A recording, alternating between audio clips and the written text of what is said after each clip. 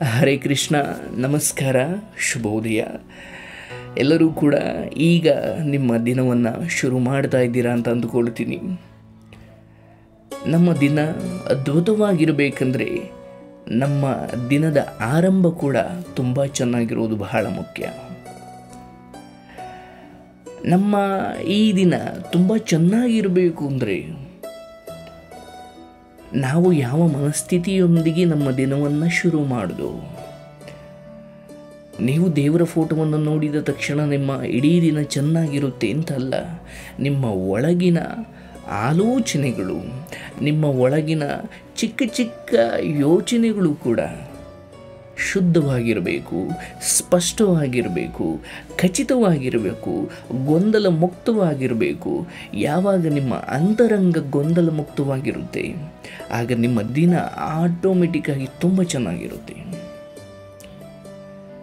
ಮನಸ್ಸೇ ಮಹಾದೇವ. ಬೆಳಗ್ಗೆ ಎದ್ದು ನೀವು ಕೃಷ್ಣನನ್ನು ನೋಡಿದ್ರು, ಶಿವನನ್ನು ನೋಡಿದ್ರು, ಯಾವ ದೇವರನ್ನು ನೋಡಿದ್ರು ಅದು ಒಂದು ರೀತಿಯಲ್ಲಿ ನಿಮಗೆ ಉಪಕಾರ ಆಗ್ಬೋದು. ಆದರೆ ಅದಕ್ಕೂ ಮೀರಿದ್ದು ನಾವು ಜ್ಞಾನಿಗಳಾಗ್ತಾ ಹೋಗಬೇಕು ಅಥವಾ ನಮ್ಮ ಅರಿವನ್ನು ಹೆಚ್ಚಿಸಿಕೊಳ್ತಾ ಹೋಗಬೇಕು.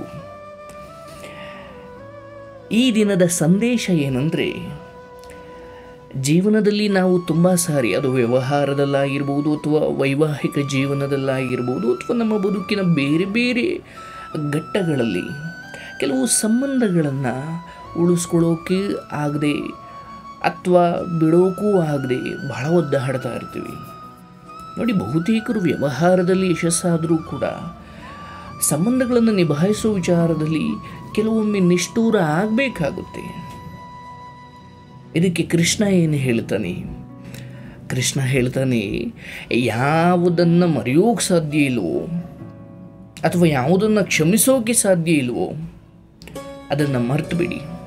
ಯಾವುದನ್ನು ಮರೆಯೋಕ್ಕೂ ಸಾಧ್ಯ ಇಲ್ವೋ ಅದನ್ನು ಕ್ಷಮಿಸಿಬಿಡಿ ಅಂತ. ಬಂಧುಗಳೇ, ಕ್ಷಮೆ ಅನ್ನೋದಿದೆಯಲ್ಲ, ಇದೊಂದು ಅದ್ಭುತವಾದಂತಹ ವಿಚಾರ. ಕ್ಷಮೆ ಕೊಡುವುದರ ಮೂಲಕ ಮನುಷ್ಯ ದೊಡ್ಡವನಾಗ್ತಾನೆ. ಶಿಕ್ಷೆ ಕೊಡುವುದನ್ನು ಎಲ್ಲರೂ ಮಾಡ್ತಾರೆ, ಆದರೆ ಕ್ಷಮೆ ಕೊಡುವುದಿದೆಯಲ್ಲ ಅದಕ್ಕೆ ಬೇರೆಯದೇ ಒಂದು ಶಕ್ತಿ ಬೇಕು.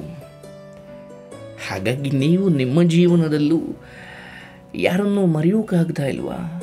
ಅವ್ರ ತಪ್ಪುಗಳನ್ನು ಕ್ಷಮಿಸಿ. ತುಂಬ ಸರಿ ಏನಾಗ್ಬಿಡುತ್ತೆ, ನಮಗೆ ಯಾರು ನಂಬಿಕೆ ದ್ರೋಹ ಮಾಡಿಬಿಟ್ರು ಹಾಗಂತ ನಾವು ಅವರನ್ನು ದೂರ ಇಡ್ತೀವಿ, ಆದರೂ ಅವ್ರನ್ನ ಮರೆಯೋಕ್ಕಾಗ್ತಾ ಇಲ್ಲ, ಡಿಪ್ರೆಷನ್ಗೆ ಹೋಗ್ತಾ ಇದ್ದೀವಿ. ಆ ನಂಬಿಕೆ ದ್ರೋಹವನ್ನು ಒಮ್ಮೆ ಕ್ಷಮಿಸಿ.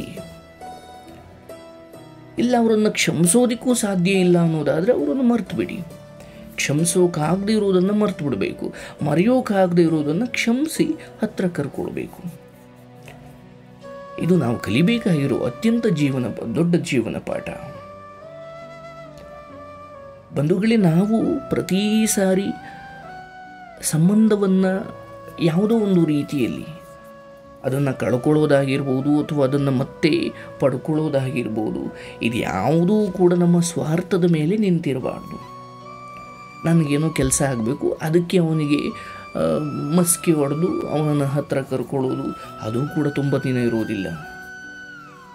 ಹಾಗಾಗಿ ನಿಮ್ಮ ಪ್ರೀತಿ ಪಾತ್ರರನ್ನು ಏನೋ ತಪ್ಪಿದೆಯಾ ಕ್ಷಮಿಸಿ.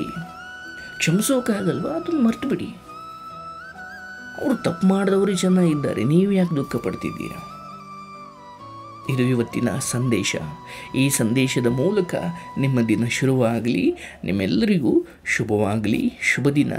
ಮತ್ತೆ ನಾಳೆ ಬೆಳಗ್ಗೆ ನಿಮ್ಮ ಮುಂದೆ ಬರ್ತೀನಿ.